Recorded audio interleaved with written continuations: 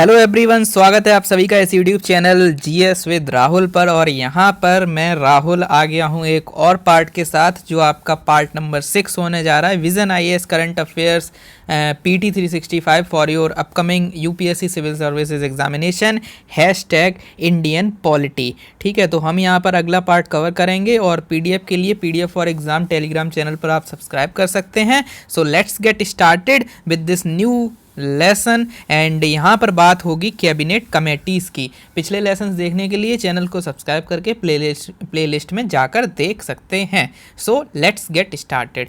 बात करेंगे cabinet committee की। कैबिनेट कमेटी रिकॉन्स्टिट्यूट हुई हैं। रिसेंटली क्या हुआ है, सेंट्रल गवर्नमेंट ने यहाँ पर 8 की कैबिनेट कमेटी बनाई हैं और रिकॉन्स्टिट्यूट की हैं। बनी तो वो पहले से थी और इसमें नई जो हैं वो 2 न्यू कैबिनेट कमेटीज़ हैं। ठीक है, मतलब 6 पुरानी वाली हैं और 2 नई बनाई गई हैं। तो उनके बारे में बात करते हैं। सबसे पहले कैबिनेट कमेटी होता क्या है। कैबिनेट कमेटी जो है वो एक्स्ट्रा कॉन्स्टिट्यूशनल बॉडीज़ है। इसका मतलब ये है, आप आर्टिकल ऑफ द कॉन्स्टिट्यूशन नहीं बोल सकते। कॉन्स्टिट्यूशनल बॉडीज़ वो होती हैं जो कहीं कॉन्स्टिट्यूशन में मेंशन हो, जिनका कोई आर्टिकल ऑफ द कॉन्स्टिट्यूशन आप मेंशन कर पाओ। फॉर एग्जांपल, अगर मैं पूछूं इलेक्शन कमीशन कॉन्स्टिट्यूशनल बॉडी है या नहीं है, तो आप कहोगे हाँ होनी तो चाहिए, क्योंकि article 324 of the Indian constitution उसकी बात करता है। ठीक है, तो इस वजह से उसे कॉन्स्टिट्यूशनल बोलते हैं। ऐसे ही कैग यानी controller and auditor general of India, तो उसके लिए आप पहुंच जाओगे article 148 of the Indian constitution के पास।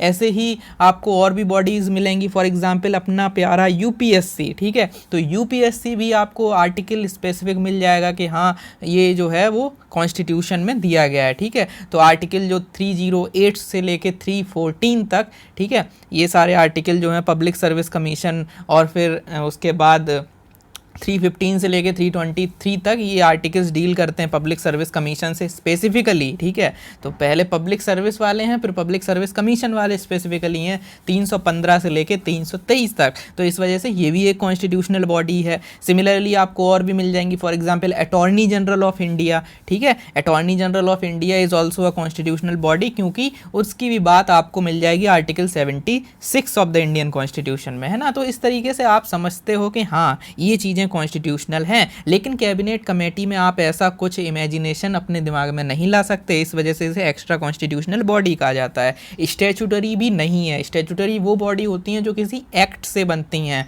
फॉर एग्जांपल, हमने पढ़ा था पिछले लेसन में, लीडर ऑफ अपोजिशन एक स्टैट्यूटरी बॉडी बनाई गई थी। ठीक है, या कोई भी बॉडी होती है जैसे पॉल्यूशन में CPCB है, या कोई भी ऐसे बॉडी बनी होती है किसी एक्ट से, तो उसे स्टैट्यूटरी बोलते हैं। तो ये सब हो गया extra. Let's come back to our topic. तो एक्स्ट्रा कॉन्स्टिट्यूशनल बॉडी है और government of India transaction of business rules 1961 में ये बनाई गई थी। ठीक है, तो एक्स्ट्रा कॉन्स्टिट्यूशनल यानी एक ऑर्डर के थ्रू बना दी गई। ठीक है, ना तो इसमें लॉ है ना ही ये कॉन्स्टिट्यूशनल है। ठीक है, समझ गए।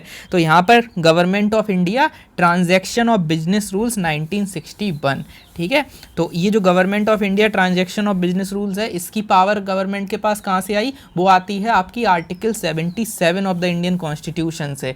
77 जो है वो गवर्नमेंट के बिजनेस के बारे में बात करता है। तो वहाँ पर government of India allocation of business rules और government of India transaction of business rules वगैरह बनाए गए हैं। ठीक है, तो जैसे एलोकेशन ऑफ बिजनेस रूल्स के तहत ही जो मिनिस्ट्रीज़ हैं उनमें जो काम होते हैं वो बांटे जाते हैं, और ये सब चीज़ें आपको पता होनी चाहिए। ओके, इसके अलावा they are set up by the prime minister, क्योंकि यहाँ पर प्राइम मिनिस्टर गवर्नमेंट का मतलब अपने यहाँ प्राइम मिनिस्टर, और अकॉर्डिंग टू द जो भी टाइम की ज़रूरतों के हिसाब से इनको बना दिया जाता है। इसके अलावा इनका क्लासिफिकेशन 2 तरीके की होती हैं, आप यहाँ पढ़ पाओगे, स्टैंडिंग और एडहॉक। याद करने का तरीका, स्टैंडिंग मतलब हमेशा स्टैंडिंग पोजीशन में खड़ी रहती हैं, यानी कि हमेशा तैयार। ठीक है, मतलब ये परमानेंट होती हैं। स्टैंडिंग का मतलब परमानेंट। एडहॉक क्या है? जो मतलब टेम्परेरी बेसिस पर होती हैं। तो यहाँ पर लिखा हुआ भी है कि जो फॉर्मर है, मतलब जो स्टैंडिंग है वो परमानेंट नेचर की है, और बाद वाली यानी जो लेटर है वो टेम्परेरी नेचर की है।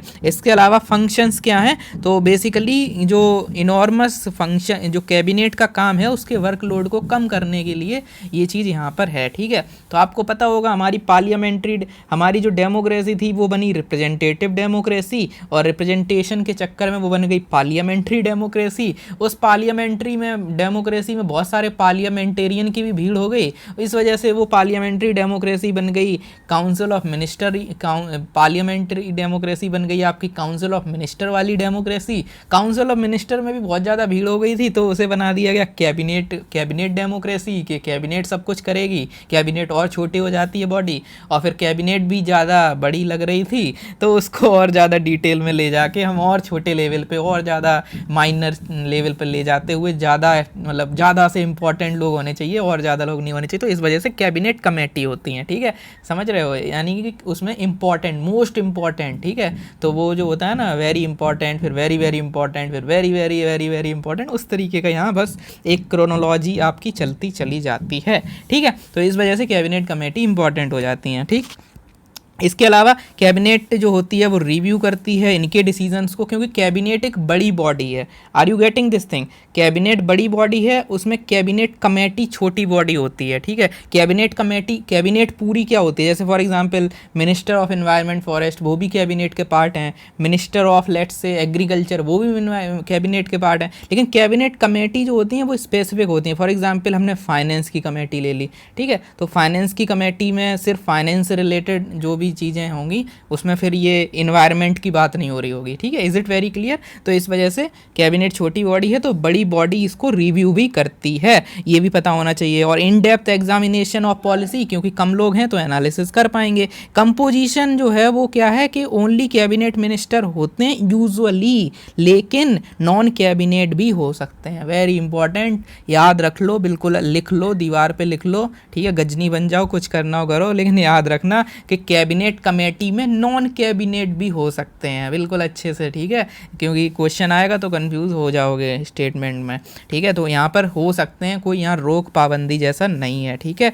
इसके अलावा जो मेंबरशिप है वो 3 से 8 तक वेरी करती है, कितने भी हो सकते हैं एज़ पर द नीड। और हेड जो होते हैं वो mostly headed by prime minister, कभी कभी प्राइम मिनिस्टर अगर पार्ट नहीं है उसके तो मान लो होम मिनिस्टर भी हो सकते हैं। फॉर एग्जाम्पल आपकी होती हैं जोनल काउंसिल, ठीक है, जोनल काउंसिल, जोनल काउंसिल पता होंगी आपको, नहीं पता है तो थोड़ा सा लक्ष्मीकांत में पढ़ लेना। जोनल काउंसिल के हेड जो होते हैं वो होम मिनिस्टर होते हैं, ठीक है, जबकि जो इंटर स्टेट काउंसिल होती हैं उनके जो होते हैं वो आपके प्राइम मिनिस्टर होते हैं, ठीक है। और जोनल काउंसिल के होम मिनिस्टर क्यों होते हैं? क्योंकि जोनल काउंसिल में प्राइम मिनिस्टर होते ही नहीं है, ठीक है, अगर होते तो वो ही होते, ठीक है, ऐसे थोड़ा लॉजिक भी कभी काम कर लिया करो, ठीक है।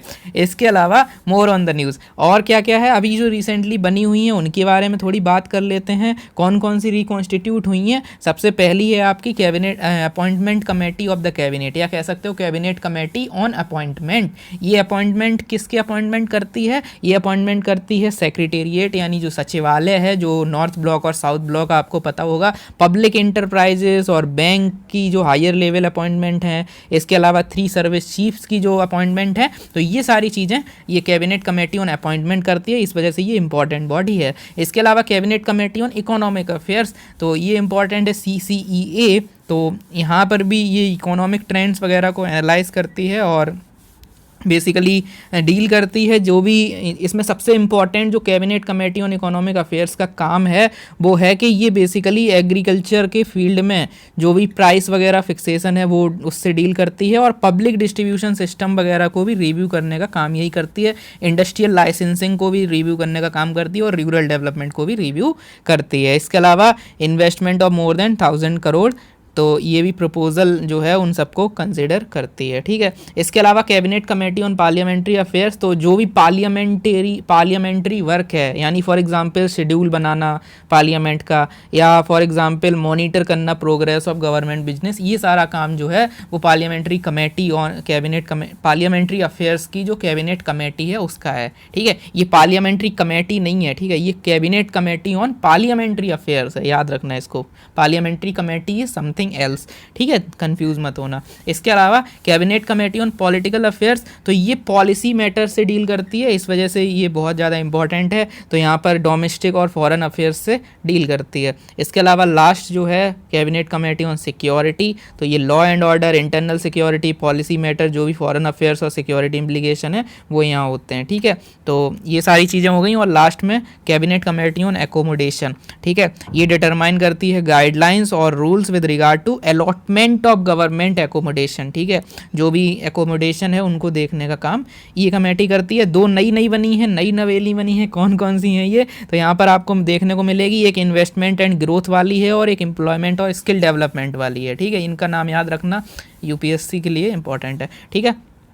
इन्वेस्टमेंट एंड ग्रोथ जो है वो बेसिकली की प्रोजेक्ट्स वगैरह को आइडेंटिफाई करेगी और टाइम बाउंड मैनर में यहाँ पर इम्प्लीमेंटेशन के काम के लिए ये बनाई जा रही है कि जल्दी जल्दी जो है इन्वेस्टमेंट और ग्रोथ हो। ये क्यों किया जा रहा है, बेसिकली आपको पता होगा इकोनॉमिक सर्वे 2019-20 ने कितना ज़्यादा फोकस किया था that investment is the key driver. Investment करोगे तो एक वीसीएस वर्चुअस साइकिल बनेगी, सॉरी नॉट वीसीएस साइकिल, ठीक है, वर्चुअस साइकिल बनेगी और उस इन्वेस्टमेंट के दम पर हम 5 ट्रिलियन इकोनॉमी बनकर दिखाएंगे। तो इस वजह से उसी कॉन्टेक्स्ट में ये बना दी गई कि चलो इन्वेस्टमेंट पे फोकस करना है, चलो इन्वेस्टमेंट और ग्रोथ तो ज़रूरी है ही क्योंकि इकोनॉमी में स्लो डाउन चल रहा है। तो ये सब चीज़ें मॉनिटर करने की और टाइम बाउंड मैनर में इम्प्लीमेंटेशन का काम देखेगी। इसके अलावा आपकी एम्प्लॉयमेंट तो आपको पता है 6.1% PLFS सर्वे ने बोल भी दिया और 45 ईयर जो है वो अनएम्प्लॉयमेंट इतना ज़्यादा चल रहा है।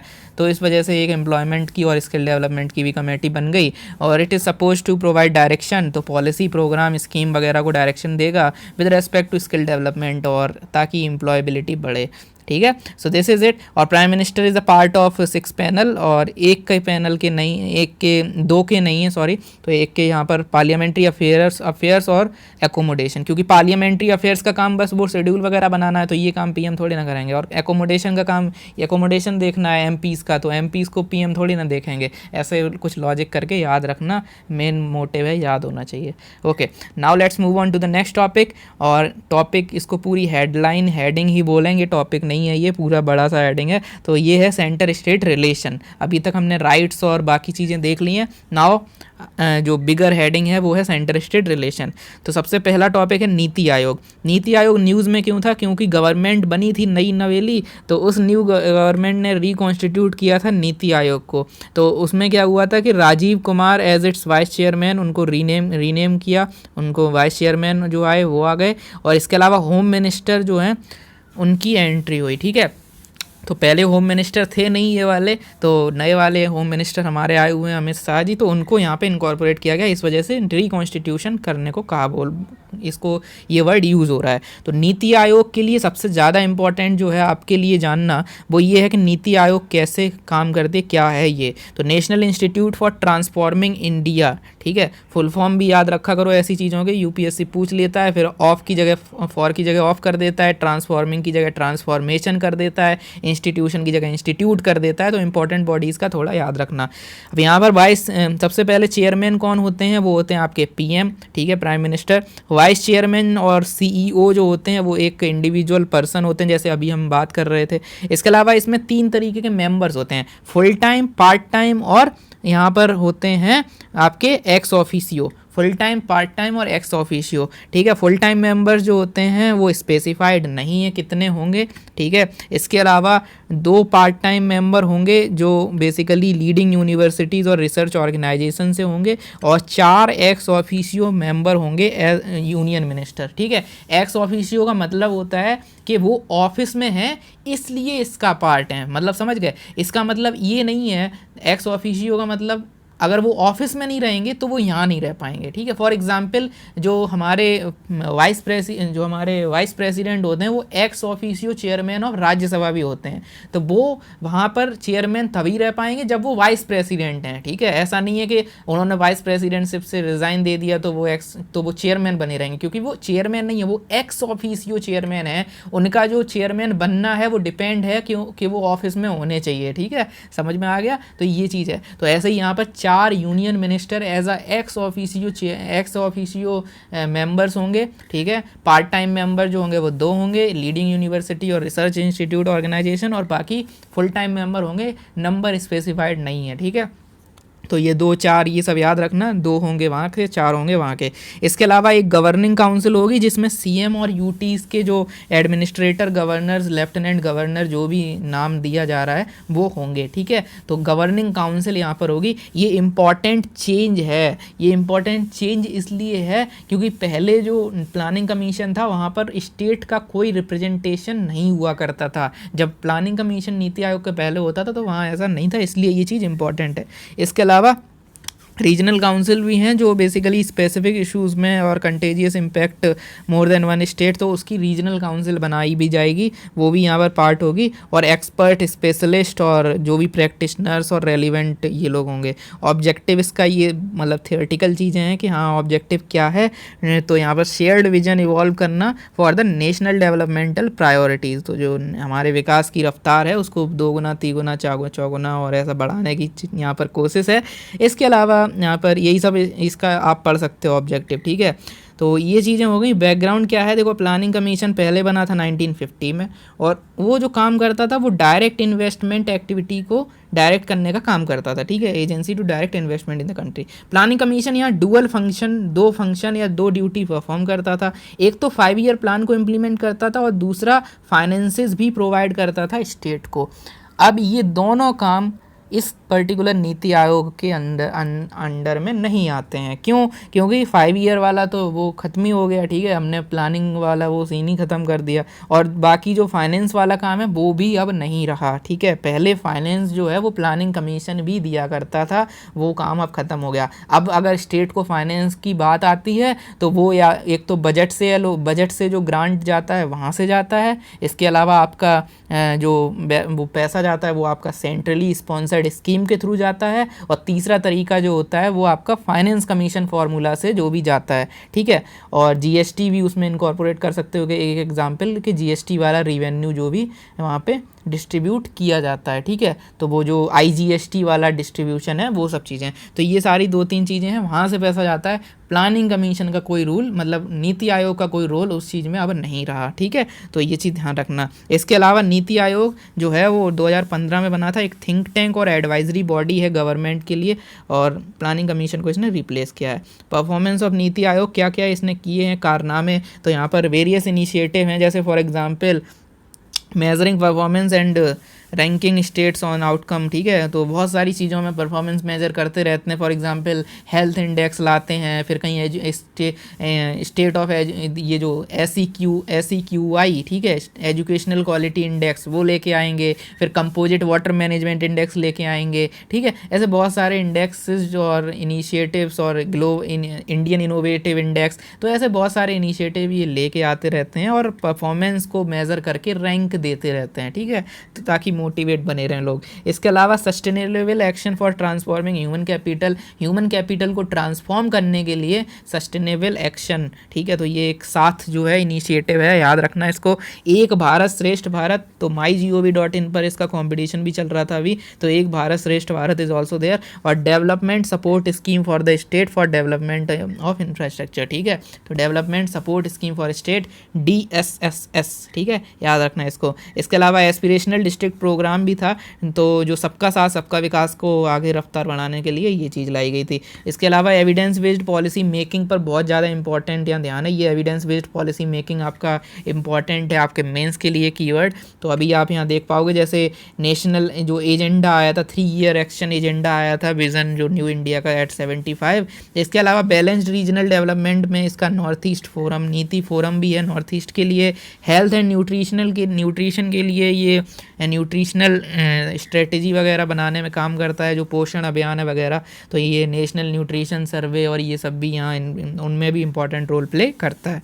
इसके अलावा नीति एज प्रिपेयर्ड एक रिपोर्ट इन्होंने इस पर भी बनाई है, रिन्यूएबल इलेक्ट्रिसिटी रोड मैप 2030, तो ये सारे इनके काम हैं। इसके अलावा एंटरप्रेन्योरियल और इनोवेटिव इकोसिस्टम के लिए अटल इनोवेशन मिशन जो है वो, जिसके अंदर आपको अटल टिंकरिंग लैब्स देखने को मिलती हैं, ठीक है, अटल इनोवेशन मिशन एक बड़ा पार्ट है, उसके अंदर अटल टिंकरिंग लैब्स और जो अटल इंक्यूबेशन सेंटर और ये सब चीज़ें देखने को मिलेंगी। तो अटल टिंकरिंग लैब जो है, जैसे इसके अंडर अटल इनोवेशन मिशन के अंदर जो आता है वो इसका पार्ट है, वो इसका मतलब यहाँ नीति आयोग का रोल है। इसके अलावा ग्लोबल इंटरप्रेन्योरियल समिट और इसके अलावा वीमेन इंटरप्रेन्योरशिप प्लेटफॉर्म, तो ये सारी चीज़ें यहाँ पर ये लोग कर रहे हैं, ठीक है। तो ये सब चीज़ें हो गई नीति आयोग के बारे में। The next news is with respect to rationalisation of centrally sponsored scheme, अभी मैं बता भी रहा था, तो वही चीज़ है सेंट्रली स्पॉन्सर्ड स्कीम। तो बेसिकली जो गवर्नमेंट की स्कीम होती हैं वो एक होती है सेंट्रल सेक्टर स्कीम, और एक होती है सेंट्रली स्पॉन्सर्ड स्कीम।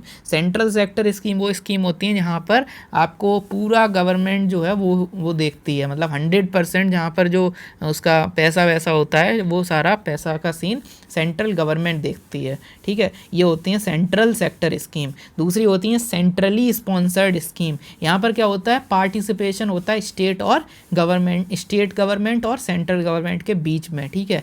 वो 50-50 भी हो सकता है, वो 60-40 भी हो सकता है। और जो स्पेशल कैटेगरी स्टेटस हैं, स्टेट स्पेशल कैटेगरी स्टेटस वाली स्टेट हैं, उनमें 90-10 होता है, ठीक है। 90 सेंटर का और 10% स्टेट का, ठीक है। तो ऐसे बहुत सारे उसमें होते हैं, लेकिन मेन ये है कि कुछ कुछ होता है, यहाँ कुछ कुछ नहीं होता है, ठीक है। तो ध्यान रखना है इस चीज़ को।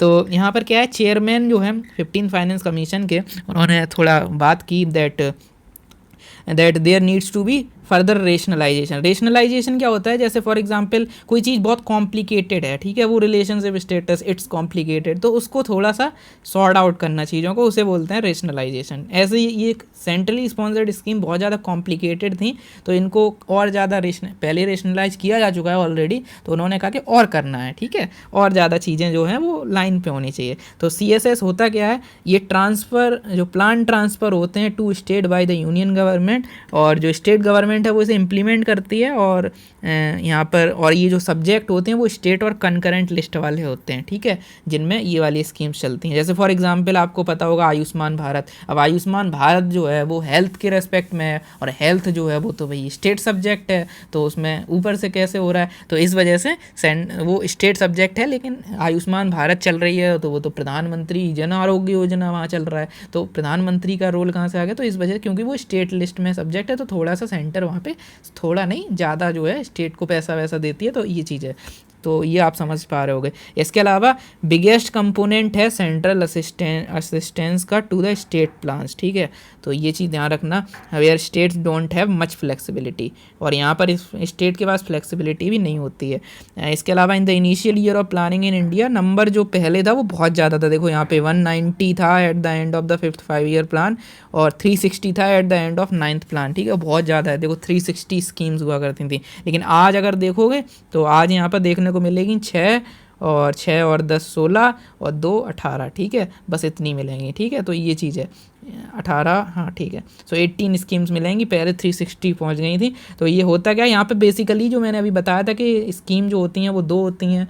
एक होती है सेंट्रल सेक्टर, वहाँ तो 100% है, काम खत्म। एक होती है सेंट्रली स्पॉन्सर्ड स्कीम, तो इसमें 3 कैटेगरी होती हैं। कोर स्कीम, कोर पहले तो होती है core of the core scheme, ठीक है, बहुत ज़्यादा कोर ऑफ द कोर, फिर होती है कोर स्कीम, फिर होती है ऑप्शनल स्कीम, ठीक है। 3 तरीके की होती हैं, तो यहाँ ये चार्ट में आपको देखने को मिल जाएगा, 3 तरीके की होती हैं। So core of the core scheme क्या होता है, ये वो वाली स्कीम होती हैं जो बेसिकली इनका क्राइटेरिया क्या है, यहाँ पर हैव कंपलसरी पार्टिसिपेशन, ठीक है। तो कोर ऑफ द कोर और कोर में दोनों में कंपलसरी पार्टिसिपेशन होता है।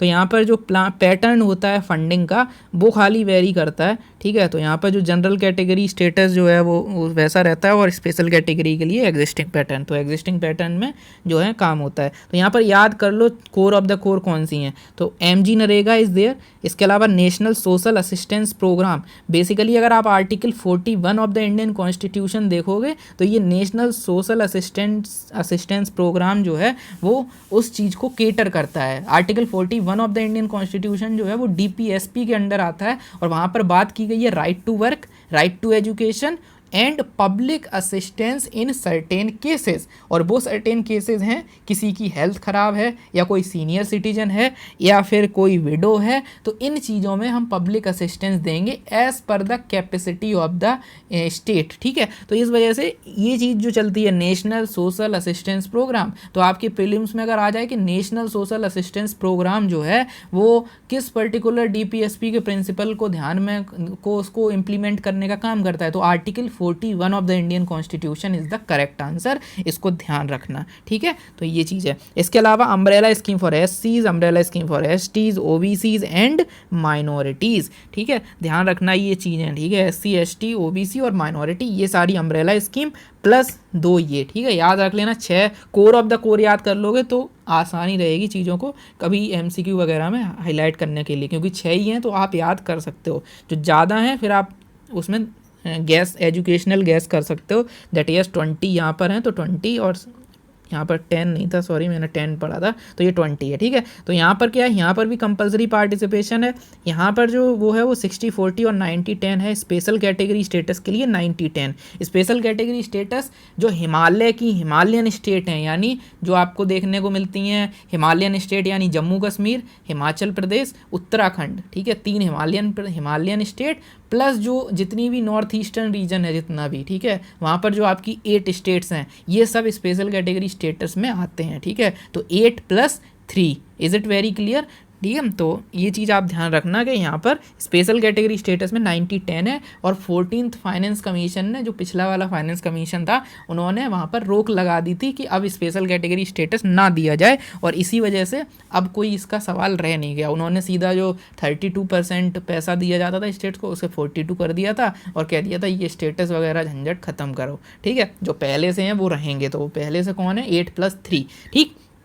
So this is it. और यहाँ पर स्कीम्स हैं, इनको याद करना थोड़ा कठिन है क्योंकि ज़्यादा हैं, 20 हैं, लेकिन आप क्या कर सकते हो, जो 6 ऊपर की हमने पढ़ी थी उन्हें याद रखोगे तो काम हो जाएगा। राष्ट्रीय कृषि विकास योजना इज़ देयर, और यहाँ पर पशुधन विकास योजना इज़ देयर। तो एक कृषि की बात हो गई, पशुधन की बात हो गई, प्रधानमंत्री ग्राम सड़क योजना भी है यहाँ पर, national rural drinking water mission भी है, नेशनल हेल्थ मिशन भी है, स्वच्छ भारत भी यहीं पर आता है। स्वच्छ भारत अभियान के बाद इंटीग्रेटेड ICDS भी यहीं आता है, नेशनल एजुकेशन मिशन भी यहीं आता है, और ये सब चीज़ें यहाँ पर आती हैं। इसके अलावा ऑप्शनल जो हैं वो उनमें स्टेट चूज़ कर सकती हैं, और इनमें पैटर्न जो है वो लिखा हुआ है। और बॉर्डर एरिया डेवलपमेंट प्रोग्राम जो है वो इसका एग्जाम्पल है, ठीक है। और दूसरा जो है वो नेशनल रिवर कंजर्वेशन प्लान, इनका याद कर लेना, ठीक है। और ये फंडिंग पैटर्न 50-50 और 80-20, ठीक है। ऑप्शनल का याद कर लेना कि यहाँ पर बॉर्डर वाली स्कीम है और रिवर वाली स्कीम है, बाकी आपको याद करने की ज़रूरत नहीं है, वो ज़्यादा सब आपकी कोर स्कीम ही होती हैं अगर सेंट्रली स्पॉन्सर्ड है तो। स्टेप्स टेकन टुवर्ड्स रेशनलाइजेशन, क्या क्या किया गया, तो स्टेट्स टेकन इनटू डेलिब्रेशन, तो यहाँ पर स्टेट से बात की गई, ट्रांसफ़र जो है वो implement agency that have been done away with, ठीक है। तो पहले जो डायरेक्ट ट्रांसफ़र था उसको यहाँ पर हटा दिया गया, और centrally sponsored scheme are now being routed through consolidated fund of the state, ठीक है। तो डायरेक्ट ट्रांसफ़र यहाँ पर हटा के कंसोलिडेटेड फंड ऑफ स्टेट से इनको किया जाता है। इसके अलावा जो नंबर है, रेशनलाइजेशन कैसे किया गया, नंबर जो है वो 66 से 28, अभी गिनो तो कितनी थी, कोर ऑफ द कोर में 6, फिर 20 और फिर 2, तो 28 तक ले आए हैं। और इसके अलावा चॉइस जो है वो इंक्रीज़ कर दी है स्टेट को ऑप्शनल में लाके, ठीक है, ऑप्शनल स्कीम भी है। इसके अलावा रिड्यूस रिजिडिटी, और फंड का जो यूजेज है उसकी रिजिडिटी कम की गई, और एवेल्यूएशन ऑफ CSS, एवेल्यूएशन जो है वो आपका NITI Aayog time to time और फाइनेंस कमीशन साइकिल में होता रहता है, ठीक है। इसके अलावा प्रमोशन ऑफ हिंदी लैंग्वेज, ये चीज़ इंपॉर्टेंट न्यूज़ में थी, तो अब बाकी जितनी भी न्यूज़ हैं वो हम अगले लेसन में कवर करेंगे, ठीक है। So this is it. चलो अभी करते हैं, let me finish this thing as well. तो प्रमोशन ऑफ हिंदी लैंग्वेज के प्रमोशन की बात करते हैं। तो रिसेंटली क्या हुआ था, हिंदी दिवस के मौके पर हमारे यूनियन होम मिनिस्टर साहब ने बोल दिया था कि हिंदी जो है वो हमें पूरे देश को एक कर सकती है, ठीक है, कॉमन लैंग्वेज हो सकती है, प्रमोट कर सकते हैं हम, ठीक है, और समथिंग लाइक दैट। तो उसमें हो गई थी कंट्रोवर्सी। तो बेसिकली उन्होंने ऐसा क्यों कहा, कॉन्स्टिट्यूशनल है या नहीं है, ये आपको पता होना चाहिए। तो कॉन्स्टिट्यूशनल बेसिस क्या है प्रमोशन ऑफ हिंदी का, तो आर्टिकल 351 आपको रेफ़र करना पड़ेगा। और आर्टिकल 351 बात करता है कि स्टेट की ड्यूटी है to promote the spread of Hindi language और to develop it so that it may serve as a medium of expression, ठीक है। मेन क्या है कि प्रमोशन ऑफ हिंदी की बात है आर्टिकल 351 में, इतना याद कर लेना। और यहाँ पर ये बात भी है कि that to secure its enrichment by assimilating without interfering with the genius and the forms style and all, तो प्रमोशन की बात 351 में है, ये याद रखना। इसके अलावा आर्टिकल 120 और 210। अब 120 क्या याद आ रहा है, अगर आप थोड़ा सा ध्यान रखोगे तो आर्टिकल अगर आपको पता है, अगर कॉन्स्टिट्यूशन के आर्टिकल 79 से लेके 123 तक सारे आर्टिकल पार्लियामेंट के हैं, ठीक है, अगर आपको पता है थोड़ा सा, अगर आपने वीडियोस भी मेरे लगातार देखे होंगे तो मैंने ये चीज़ें पहले भी बोली हुई हैं। तो 120 किस में आ रहा है, पार्लियामेंट में, ठीक है। और 210 ऑब्वियसली स्टेट वाली जो लेजिस्लेटिव असेंबली है वहाँ आएगा। तो यहाँ पर बात करी गई है language to be used in the parliament, ठीक है, 120 और 210 में, ठीक है। तो पार्लियामेंट में कौन सी स्टेट और स्टेट लेजिस्लेटिव असेंबली में कौन सी लैंग्वेज, ठीक है। तो ये ऑप्शन देता है transaction business in Hindi as well as in English, और article 343 of the Indian constitution, ठीक है। 343 जो है वो बेसिकली आपका आता है, आर्टिकल 343 जो है वो बात करता है Devanagari script to be the official language of the union, ठीक है। तो ये हिंदी रिटन इन देवनागरी जो है वो ऑफिशियल लैंग्वेज होगी, ठीक है। तो आर्टिकल 343 ये जो है ये लैंग्वेज वाले पोर्शन में ही आता है, जो लैंग्वेज वाला पार्ट है कॉन्स्टिट्यूशन का 343 से लेके 351 तक सारे आर्टिकल वहीं से आते हैं। तो official language of the union के रेस्पेक्ट में आर्टिकल 343 ये कहता है कि हम जो है हिंदी रिटन इन देवनागरी जो है उसे ऑफिशियल लैंग्वेज बनाएंगे, ठीक है, to be the official language. और ये कहा गया था, और साथ में कंडीशन ये लगा दी गई थी बेसिकली इसमें कि जो ऑफिशियल वर्क के लिए हम 15 साल तक इसमें कुछ नहीं करेंगे, ठीक है, 15 साल तक कुछ नहीं करेंगे। और उसके बाद क्या हुआ, 15 साल तक बेसिकली इंग्लिश को रखेंगे, मतलब 50 से लेके 1950 से 1965 तक ऐसा रखेंगे। लेकिन बाद में क्या हुआ, ऑफिशियल लैंग्वेज एक्ट 1963 पास हो गया, और उस लैंग्वेज वाले एक्ट ने इंग्लिश को official language of the union करके छोड़ दिया, और वो अभी भी है, ठीक है। तो ये आप कंफ्यूज मत होना कि यार ऐसा क्या है, 343 तो हिंदी कह रहा है लेकिन अभी तो इंग्लिश चलती है, तो व्हाट इज़ दिस। तो इस वजह से याद रखना कि ऑफिशियल लैंग्वेजेस एक्ट 1963 ने वहाँ पर बीच में एक टांग अड़ा दी कह सकते हो। और बाकी 15 साल तक के लिए कॉन्स्टिट्यूशन ने कहा था कि हिंदी क्योंकि अभी आदत नहीं है लोगों को, इंग्लिश रहने दो, उसके बाद कर देंगे। बाद में होने से पहले 65 तक अगर चलता वैसा तो हिंदी बनती, लेकिन हिंदी बनने से पहले इंग्लिश को उसने एक्सटेंड कर दिया 1963 वाले ऑफिशियल लैंग्वेज एक्ट ने। आर्टिकल 344 क्या करता है, constitution of parliamentary committee every 10 years, हर 10 साल में एक कमेटी बनाई जाए to basically recommend the president regarding the progressive use of Hindi language. तो अभी तक आपको जानकर हैरानी होगी, सिर्फ दो बार ऐसा हुआ है कि कमीशन वगैरह बनाए गए हैं, और बाकी उसका कुछ हुआ नहीं है, तो इसलिए यहाँ पढ़ने की ज़रूरत भी नहीं है। इसके अलावा other constitutional provisions with respect to language, और कहाँ लैंग्वेज की बात आती है, तो आर्टिकल 29, 30, 350A और 350B में भी लैंग्वेज की बात आती है, ठीक है। तो ये एक तरीके की क्या है, हम ट्रेसिंग कर सकते हैं, यहाँ पर एक समझ लो कि हम ट्रेस कर रहे हैं लैंग्वेज कहाँ आ रहा है, लैंग्वेज कहाँ आ रहा है। तो लैंग्वेज आपका लैंग्वेज आर्टिकल 29 में आ रहा है। तो यहाँ पर बेसिकली जो यूनिक अगर आपकी डिस्टिंक्ट लैंग्वेज स्क्रिप्ट और कल्चर अगर है LSC, तो उसके प्रोटेक्शन की बात आर्टिकल 29 में कही गई है, ठीक है। वैसे तो ये माइनॉरिटीज़ के अंदर के राइट्स में आ रहा है, पार्ट के ऊपर अगर 29 और 30 देखो तो वो कलेक्टिवली कहा जाता है राइट टू माइनॉरिटीज़, लेकिन डिस्टिंक्ट लैंग्वेज कल्चर स्क्रिप्ट की बात है तो वो किसी का भी हो सकता है, इवन मेजॉरिटी का भी हो सकता है। ये एनालिसिस वाला पॉइंट है, याद रखना है इसको। आर्टिकल 30 जो है वो बेसिकली बात करता है कि माइनॉरिटी का राइट है to basically establish and administer educational institution for all minorities, ठीक है। और रिलीजन और लैंग्वेज के बेसिस पर माइनॉरिटीज़ का क्लासिफिकेशन, माइनॉरिटी क्या है ये कॉन्स्टिट्यूशन में डिफाइंड नहीं है, हम पहले भी पढ़ चुके हैं, लेकिन उसका डिवीज़न जो है वो लैंग्वेज और रिलीजन दिया गया है, वो यहाँ पर इसमें साफ साफ दिखाई दे रहा है, इसलिए लैंग्वेज वाले में पढ़ा जा रहा है। 350A जो बात करता है वो मदर टंग के उसकी प्राइमरी स्टेज में मदर टंग में प्रमोशन हो, ठीक है, मदर टंग में बेसिकली चीज़ें हों उसके प्रमोशन की बात करता है, प्रमोशन ऑफ मदर टंग की बात करता है 350A। और 350B जो है वो special officer of linguistic minorities की बात करता है। इसके अलावा 3 language formula bar bar time and again news में आ जाता है। 3 लैंग्वेज फार्मूला आखिर है क्या, तो बेसिकली ये commonly understood, it is commonly understood that the 3 language refer to as Hindi language और रीजनल लैंग्वेज, ठीक है, ये माना जाता है हिंदी प्लस इंग्लिश प्लस जो भी रीजनल लैंग्वेज है ऑफ रिस्पेक्टिव स्टेट, ठीक है। Teaching of Hindi across the country was crystallised into the official document, जैसे नेशनल पॉलिसी ऑन एजुकेशन आई थी 1968 में, जो DS Kothari, justice Kothari commission जो ये बोलते हैं नेशनल पॉलिसी एजुकेशन, उस टाइम पे आई थी। तो उस पॉलिसी में भी यहाँ पर बात होती है इसकी हिंदी के प्रमोशन की, और इट वाज अगेन जो अभी NPE national policy on education 2019 था, वहाँ पर भी ये आइडिया आया था, लेकिन बाद में ड्रॉप कर दिया गया था। इसके अलावा state has been following the 2 language formula for many decades, हम फॉलो अभी क्या कर रहे हैं 2 लैंग्वेज फार्मूला, जहाँ पे इंग्लिश है और एक रीजनल लैंग्वेज है, ठीक है, क्योंकि साउथ में आप हिंदी नहीं ले जा सकते, ठीक है।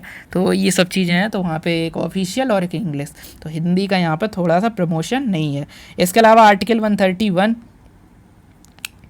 Okay, so article 131 of the Indian constitution, ये न्यूज़ में क्यों था, क्योंकि रिसेंटली केरला एंड छत्तीसगढ़ इन्होंने क्या किया है, filed suit in the supreme court challenging the constitutional validity of central laws under article 131 of the constitution.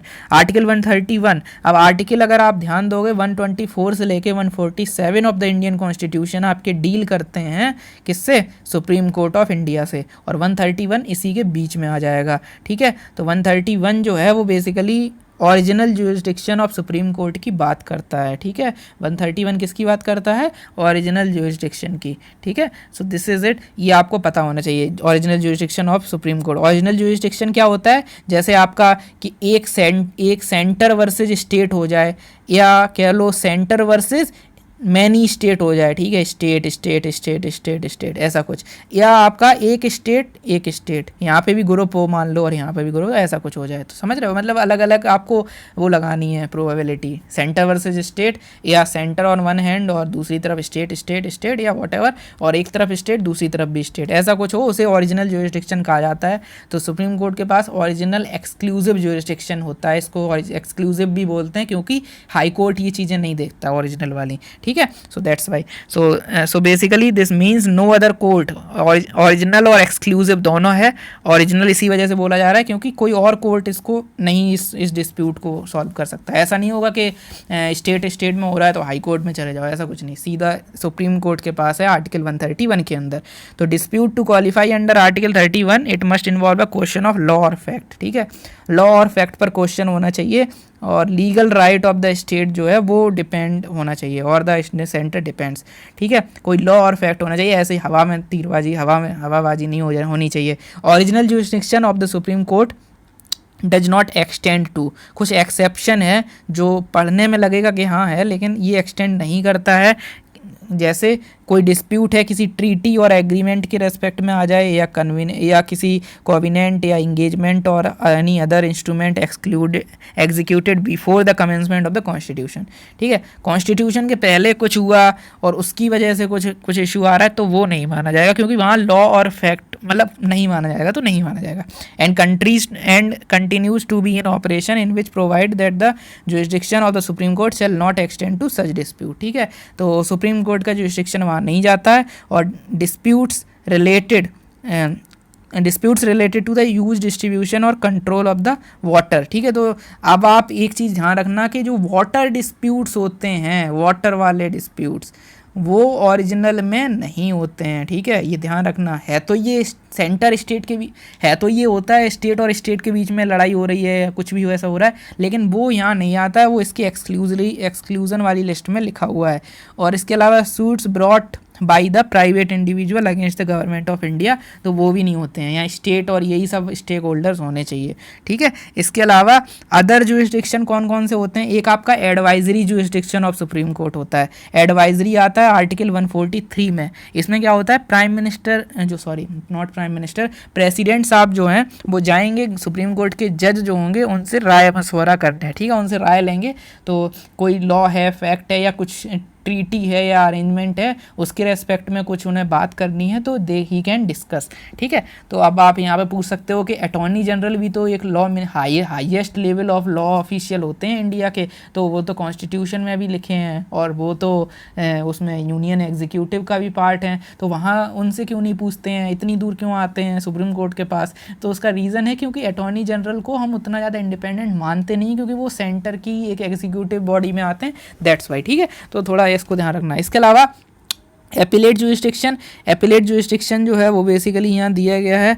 तो एपिलेट जुरिसडिक्शन आपका किसी भी केस में हो सकता है, लोअर कोर्ट से अपर कोर्ट में जब हम जाते हैं अपील लेके, तो वहाँ पर एपिलेट जुरिसडिक्शन होता है। ठीक है, स्पेशल लीव आती है आर्टिकल 136 के अंदर, और इसके अलावा एपिलेट जुरिसडिक्शन में आपको अलग अलग आर्टिकल मिलेंगे जैसे, और वो डील करेंगे constitutional matters, civic matters, criminal matters, ठीक है, या अदर मैटर्स। तो ऐसे 3-4 मैटर्स करके आपकी अपील जो है वो हो सकती है। इसके अलावा extra ordinary original jurisdiction, supreme court के पास एक्सक्लूसिव पावर होती है, जो हमने अभी बताया भी था कि इन केसेस में सिर्फ सुप्रीम कोर्ट यहाँ पर जा सकते हैं।